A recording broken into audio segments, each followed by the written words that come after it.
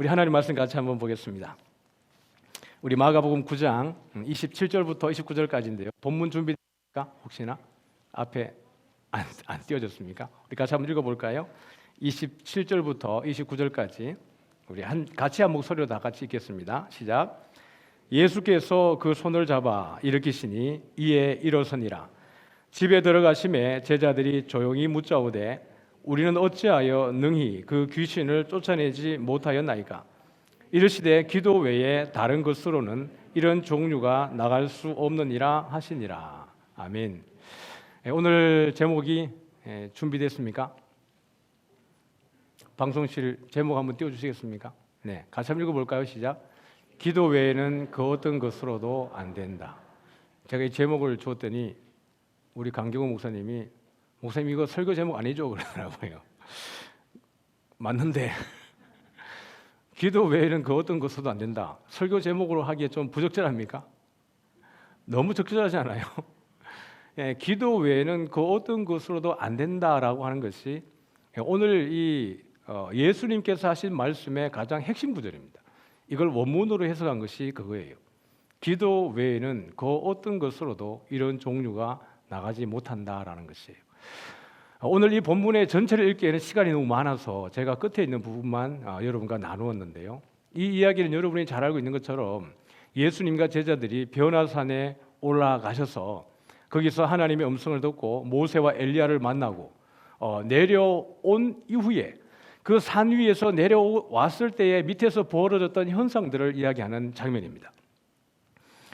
이 부분을 보면 꼭 모세가 시내산에 올라가고 난 이후에 시내산 밑에서 벌어지는 일과 비슷해 보여요. 모세가 시내산에 올라가가지고 여러분 며칠 있었습니까? 며칠? 네, 40일 있었습니다. 40일 동안 내려오지 않으니까 밑에서 어떤 일들이 벌어졌습니까? 아니 모세는 어디 간 거야 도대체? 우리를 인도해낸 신은 어디 간 거지? 그러면서 밑에 있는 아론에게 어떤 요청을 하는 거예요? 우리를 인도한 신을 만들어내라고 이야기를 하는 거예요. 그랬더니 아론이 너희들에게 있는 그 금을 다 가지고 와 그랬습니다.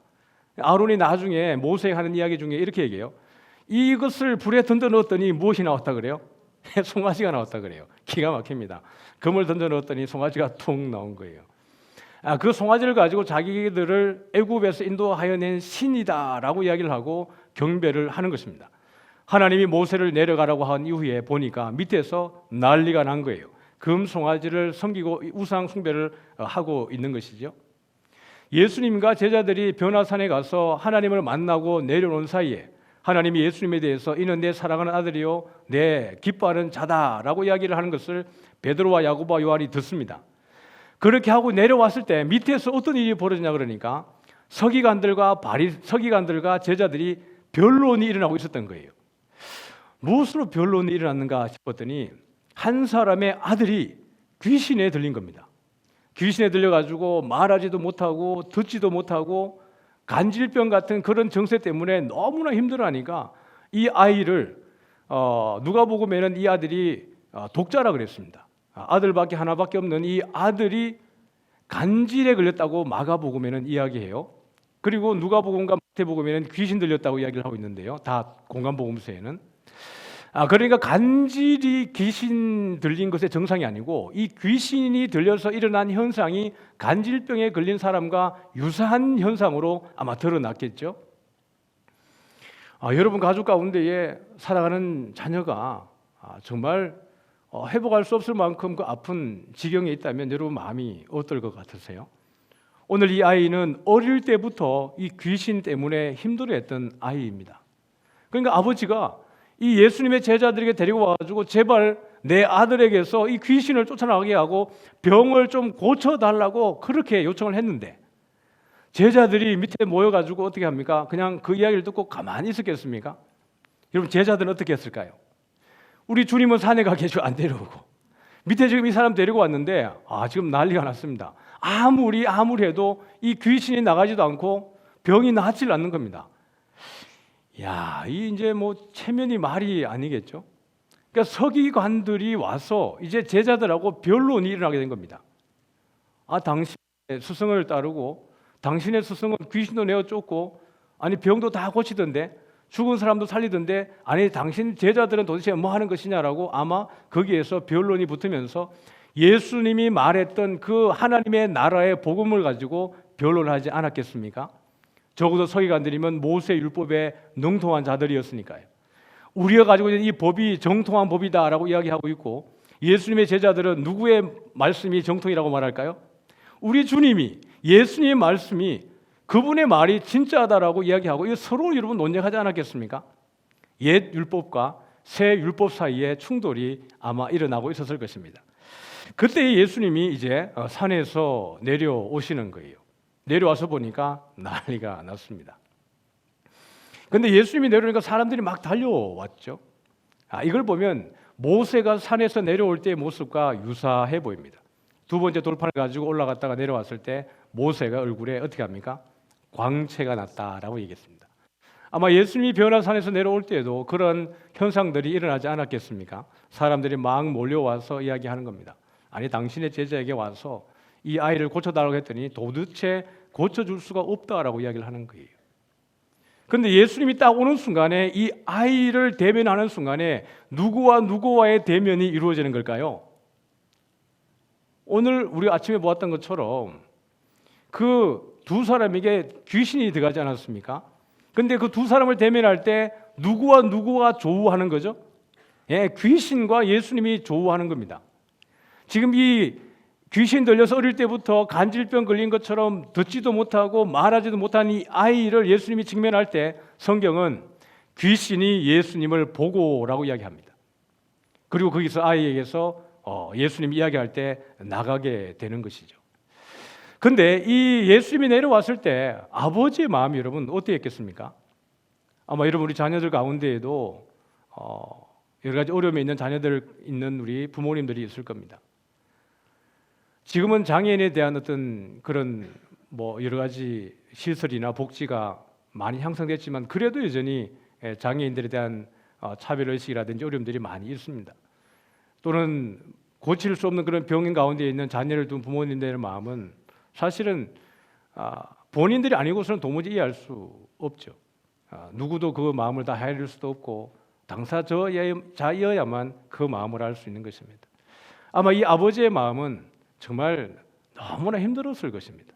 제자들에게 제발 고쳐달라고 제발 고쳐달라고.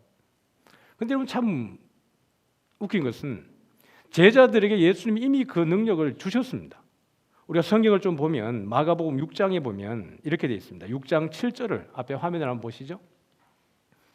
같이 한번 읽어볼까요? 시작. 12를 부르사 둘씩 보내시며 더러운 귀신을 제어하는 권능을 주시고 그 다음에 우리 13절도 한번 같이 볼까요? 시작. 많은 귀신을 쫓아내며 많은 병자에게 기름을 발라 고치더라. 지금 마가복음 6장에 있는 내용이에요. 그리고 예수님이 제자들을 불러서 파송할 때에 보내실 때에 두 사람씩을 보내셨는데 이미 그때에 어떤 권능을 주신 거예요? 예, 귀신 내어 쫓는 권능을 주셨습니다. 그리고 이 제자들이 어떻게 합니까? 많은 귀신을 쫓아내고 많은 병자에게 기름을 발라서 고쳤습니다. 그러니 이 어릴 때부터 귀신 들렸고 간질병의 증세를 가지고 있는 이 아이를 데리고 왔을 때 제자들에게 여러분 어떤 마음이 있었을까요? 이거 손을 얹으면 낫겠네라는 마음이 있지 않았겠습니까? 그리고 손을 얹었는데 어떻게 되는 거죠? 아니, 귀신이 조롱하듯 그냥 그 아이 안에 있는 겁니다.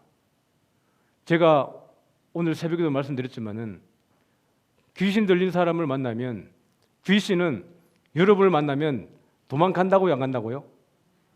간다고 제가 말씀을 했지 않습니까? 그런데 여러분 귀신 들린 사람이 앞에 딱 서가지고 있는데 여러분이 그분에게 머리에 손을 딱 얹고 기도했는데 그 사람이 여러분 조롱하면서 어쩌라고 라고 하면 어떻게 해야 되겠습니까? 식은땀 나지 않겠어요? 분명히 우리 담임 목사 이야기하기를 손을 얹어서 기도하면 나간다 그랬는데 아니 이거 웬걸 귀신이 내한테 돌을 판인데 이거 잠자겠습니까? 괜히 손 얹었어. 내한테 타고 들어오면 어떡하지? 이런 두려움이 있지 않았겠습니까? 제자들에게 얼마나 여러분 이 순간이 민망하고 땀이 났겠습니까? 서기관과 변론하는 가운데에 이것은 어떻게 해결해야 되는지 아마 제자들 가운데는 너무나 답답했을 것입니다. 경험이 없다면 모를까 경험을 많이 했고 병도 고치기도 했고 귀신을 내어 쫓았습니다. 실제로 저도 그런 경험이 있다고 말씀을 드렸습니다. 귀신이 떠는 것을 제가 목격하고 귀신이 나가는 것을 경험한 적이 있기 때문에 제가 그 이야기를 드린 것입니다. 그런데 이 상황 가운데에 이 아버지는 예수님에게 할 수만 있거든 어떻게 하는 겁니까? 제발 도와주십시오라고 이야기합니다. 그때 예수님께서 우리가 너무나 잘 알고 있는 말씀하셨어요. 뭐예요? 할 수 있거든이 무슨 말이냐? 믿는 자에게는 능치 못할 일이 없다라고 이야기를 했어요. 그러면서 예수님께서 말씀하셨을 때 그 아이에게 들어있는 귀신에게 나가라 그러니까 귀신이 어떻게 해요? 나갔어요. 그 아이가 일어섰습니다. 귀신이 나갔을 때 아이가 죽은 것처럼 잠잠하게 있었지만 그 아이는 다시 깨어나고 깨끗한 상태로 나음을 얻은 거예요. 오늘 여러분 이 스토리에서 중요한 것은 귀신이 나가고 할 수 있거든이 무슨 말이냐, 믿는 자에게 능치 못할 일이 없느니라 하고 이 말씀에 폭스가 있는 게 아니고 조금 더 저는 그 더 뒤에 내려가려고 합니다. 그렇게 하고 난 이후에 귀신이 나갔어요. 밑에 있었던 제자들 만약에 이 9명이 있었다면 3명이 같이 올라갔으니까 밑에 있었던 이 제자들이 예수님이 말씀했을 때 귀신이 나갔어요. 그때 밑에 남아있었고 변론했던 제자들의 마음은 어땠을까요? 입장은 제가 그냥 상황극을 한번 연출해 보면 뭐 제가 영성이 대단하진 않지만 제가 저희 금정산에 가서 기도하고 내려오는데 밑에 있던 우리 부교육자들이 아픈 아이 앉혀놓고 귀신 못 쫓아내고 막 있는데 성도님들께 분쟁이 막 일어났습니다. 근데 제가 내려와가지고 기도하니까 쑥 나가버렸어요. 부교육자들 마음이 어떻겠어요? 야, 하나님 차별하시네. 담임 목사의 영빨이 다른가? 아마 이 앞에 있었던 제자들의 마음속에 뭔가 민망함과 부끄러움이 많았을 것입니다. 그러니까 제자들이 따로 그 상황 종료되고 나서 따로 다른 장소에서 어떻게 해요? 보니까 28절에 이렇게 되어 있습니다. 화면 말씀 준비되어 있습니까? 같이 한번 볼까요? 시작. 집에 들어가심에 제자들이 조용히 묻자오되 우리는 어찌하여 능히 그 귀신을 쫓아내지 못하였나이까? 예, 이게 중요한 것은 우리는 어찌하여, 왜, 주님, 왜 우리는 귀신을 못 쫓아내었습니까? 라는 질문입니다. 앞에서 말씀을 보았지만은 이미 경험이 있었잖아요. 병도 고치고 귀신도 내어 쫓았는데 그걸 믿고 예수님 능력 주셔서 그걸 믿고 손을 얹었고 쫓아내려고 했는데 왜 우리는 되지 않습니까? 그때 예수님의 대답이 29절입니다. 같이 한번 볼까요? 시작. 이르시되 기도 외에 다른 것으로는 이런 종류가 나갈 수 없느니라 하시니라. 뭐 외에는요? 기도 외에는 여기에서 중요한 이제 아까 말씀드렸던 것처럼 본문 다시 한번 보시면 기도 외에 다른 어떤 것으로도 이게 좀 강조돼야 됩니다. 기도 외에라는 것보다 더 강조해가지고 기도 외에 그 다른 어떤 것으로도 이런 종류는 나가지 않는다라는 거예요. 그러면 제자들이 지금 귀신을 못 쫓아내고 병자를 못 낫게 된 이유가 무엇입니까? 기도하지 않았다라는 거예요. 자기들의 능력을 의지하고 자기들의 경험을 의지해서 정말 겸손하게 어떤 상황이 생길 때마다 하나님을 의지하여서 하나님의 능력을 힘입어서 나가야 되는 것인데 지금까지 자기가 한 것을 경험 삼아서 그냥 얹은 거예요. 하나님의 능력을 의지해야 되는 줄 믿으시길 바랍니다. 우리의 경험이 아주 중요합니다. 그러나 경험으로 하나님의 역사를 이룰 수는 없습니다. 오늘 우리에게 필요한 것은 오늘 은혜를 받아야 돼요. 그렇죠? 내일 살아갈 때는 내일의 은혜가 필요합니다. 매일매일 일용할 양식을 먹듯이 그날의 은혜를 사모해야 되는 것이에요. 어떤 일들을 감당할 때마다 하나님 앞에 무릎 꿇고 하나님께서 일하시는 줄 믿으시길 바랍니다. 여러분, 기도의 본을 가장 잘 보여주신 분이 누구세요? 예수님이세요. 예수님은 마가복음 1장 35절에 보면 볼까요? 시작. 새벽 아직도 밝기 전에 예수께서 일어나 나가 한적한 곳으로 가서 거기서 기도하시더니. 여러분, 새벽 기도는 예수님부터 시작됐습니다. 맞지요? 새벽 아직도 밝기 전에라고 이야기하면서요, 이 예수님이 한적한 곳에 가서 기도하시고 나서 그 다음에요, 해가 뜨자마자 하는 일이 뭐냐 그러면 온 마을과 촌을 두루 다니시면서 병자를 고치시고 하나님의 나라의 일을 선포하고 귀신을 내어 쫓는 일을 하세요. 다시 말하면 하루의 일을 시작하기 전에 예수님이 먼저 하신 것이 무엇이에요? 기도예요. 아버지로부터 능력을 힘입어서 아버지와 함께 성령 하나님과 함께 하나님의 일들을 감당하는 것이에요. 그런데 여러분, 하루에 눈을 딱 떠서 새벽 기도로 여기 나오는 게 제일 좋은데, 그렇지 않더라도 눈을 뜨고 하루를 시작할 때 꼭 기도하시기 바랍니다. 여러분에게 중요한 일들이 있을 때 꼭 기도하시기 바랍니다. 여러분, 기도는 우리가 생각하는 세상 너머의 것을 바라보게 합니다. 우리가 보이지 않는 세상을 보게 하는 것이 기도예요. 우리가 보이지 않는 그 하나님과 하나님의 능력을 맛보는 것이 기도인 줄 믿으시기 바랍니다. 우리가 경험하는 것이라고 해봐야 내가 다니는 곳에, 내가 보는 것에, 내가 맛보는 것에, 내가 만지는 것이 전부예요. 그러나 기도는 내가 맛보지 않은 것, 경험하지 못한 것, 내가 느낄 수 없었던 것조차 보게 하고 느끼게 하는 것이 기도입니다. 그래서 이게 힘이 있는 것이에요. 내게 지혜가 없을 때 그 지혜를 충만하게 주는 분이 우리 하나님입니다. 여러분이 급한 일이 있을 때, 조급한 일이 있을 때, 두려운 일이 있을 때, 막막한 일이 있을 때, 절망적인 일이 있을 때 기도하면 하나님이 거기에서 지혜를 주시고 길을 보여주시고 힘을 주는 줄 믿으시길 바랍니다. 세상 아무것도 두려워할 필요가 없는 것은 우리가 기도하면 하나님께서 능력으로 우리의 그 길을 담대하게 인도하시기 때문에 그렇습니다. 기도는 여러분 모든 것의 가장 큰 능력입니다. 말씀을 아무리 읽어도 기도하지 않으면 그 말씀에 깨우침이 없는 거예요. 그러나 말씀을 읽을 때 조금 부족해도 기도하면 성령 하나님께서 우리를 분명한 진리 가운데로 인도할 줄 믿으시길 바랍니다. 여기에 청년들이 더 많이 나오기를 바라요. 청년들 많이 나왔어요. 이번에 새벽 기도 때도요, 1, 2, 3 청년들이 정말 많이 나오고 이벤트 했어요. 오늘 이 기도 마치고 여러분 5층으로 가면, 5층, 몇 층요? 5층 가면 이 청년부에서 떡볶이 100인분을 준비하고 있습니다. 몇 인분요? 100인분. 여러분을 위해 준비했습니다. 진실로. 오신 분들 배고프고 허기지고 돌아가실까봐 청년 2부에서 5층에 떡볶이 100인분을 준비하고 있으니까 돌아가시기 전에 반드시 5층 들렀다가 가시는 것이 준비한 이들을 위한 정성입니다. 여러분이 안 가시면 쓰레기로 버려야 돼요. 그러니까 기도하시고 나가시다가 5층 가셔서 맛있게 드시고 축복해 드시면 좋겠습니다. 청년들이 더 많이 나오고 우리 다음 세대, 우리 교육부서도 여러분 이번에 새벽기도 많이 나왔어요. 어르신들, 여러분 여기 돌아보세요. 세대를 아우르고 통합적인 모든 은혜를 삼하는 모든 이들이 나와 있습니다. 더 많은 이들이 나와서 하나님의 큰 일들을 바라보기를 축복합니다. 예수님께서 십자가에 달리기 전에도 제자들과 함께 산에 가셨습니다. 22장 39절을 한번 볼게요. 다시 보겠습니다. 시작. 예수께서 나가사 습관을 따라 감람산에 가심에 제자들도 따라갔더니. 무엇을 따랐어요? 습관을 따랐어요. 솔직히 말하면 예수님이 기도할 필요 있어요, 없어요? 없어요.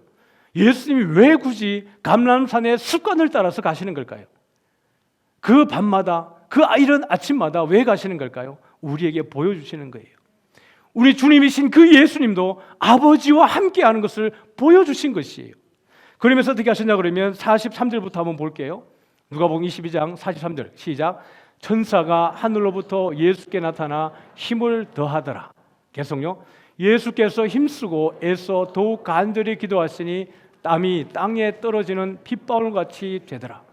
기도 후에 일어나 제자들에게 가서 슬픔으로 인하여 잠든 것을 보시고 이르시되 어찌하여 자느냐, 시험에 들지 않게 일어나 기도하라 하시니라. 아멘.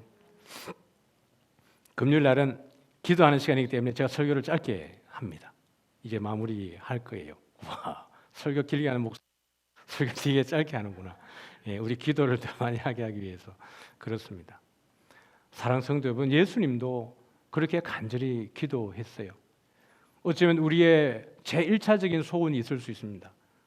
나의 고침과 나의 나음과 내 진로와 결혼과 가정의 모든 문제와 괜찮습니다. 그것을 간절히 부르짖어 보십시오. 그런 가운데 하나님이 여러분에게 하나님의 지혜를 말씀하시는 것을 경험하게 될 겁니다. 중요한 것은 우리가 간절히 부르짖는 것입니다. 여기에 나와서 부르짖는 모든 성도들에게 하나님이 한 사람도 예외 없이 은혜 주실 줄 믿습니다. 여러분의 마음이 밝아지고 기뻐지고, 내가 이 시간에 집에 있는 것보다 나온 것이 너무 행복하다. 성령께서 여러분 마음속에 그 가득한 기쁨으로 충만히 채워줄 줄 믿습니다. 그래서 내가 하나님의 사람이구나, 정말 하나님이 내 안에, 내가 하나님 안에 있다는 것이 바로 이런 것이구나라는 것을 경험할 줄 믿습니다. 여러분, 우리가 기도할 때요, 우리만 기도하는 게 아니에요. 성령께서 말할 수 없는 탄식으로 우리를 위해서 간구하신다 그랬어요. 예수님께서 하나님 우편에 서셔서 우리를 위해서 아직도 지금도 계속해서 우리를 위해서 중보하신다라고 얘기했습니다. 우리는 우리의 것을 간구해도 성령 하나님과 우리 예수님께서 우리의 마음을 아시기 때문에, 우리의 필요를 너무나 잘 아시기 때문에 우리의 필요를 아버지에게 간구하고 중보하시는 것입니다. 그러니 오늘 이 밤에 여러분 마음껏 부르짖으면서, 제가 이제 기도합시다라고 하면 찬양하고 기도할 때에 따로 기도 제목을 드리지 않습니다. 여러분의 마음에 있는 소원을 마음껏 부르짖으십시오. 그리고 여러분들이 마음에 시원해질 때까지 기도하시는 가운데 돌아가셨으면 좋겠는데, 여러분이 꼭 한번 약속해 보는 것은 소리 내어서 한번 기도해 보십시오. 새벽 기도할 때는 우리가 조용히 기도하는 건 좋지만, 우리 한번 이렇게 부르짖는 기도할 때에 의미가 있습니다. 내가 정말 내 속에 있는 그 모든 소원들이 주님과 이렇게 한번 외쳐보면서 내 죄의 모든 문제도 자신감이 생겨지는 거죠. 주의 이름 불러보고 주여 주여 주여 부르는 것이 어색할 수 있어요. 주님 이름 부르는 거 어색할 수 있는데, 정말 여러분이 그래 하는 가운데에 우리 하나님이 여러분을 만지고 치료하고 회복하는 그 은혜를 경험하게 될 줄 믿습니다. 우리 찬양하고 여러분 우리 기도하면 돌아가기를 원하는데요, 우리 주가 일하시네, 우리 같이 한번 찬양하겠습니다. 우리 찬양팀 너무 감사한데요, 우리 같이 나와서 저 찬양 도와주시고 여러분들 같이 한번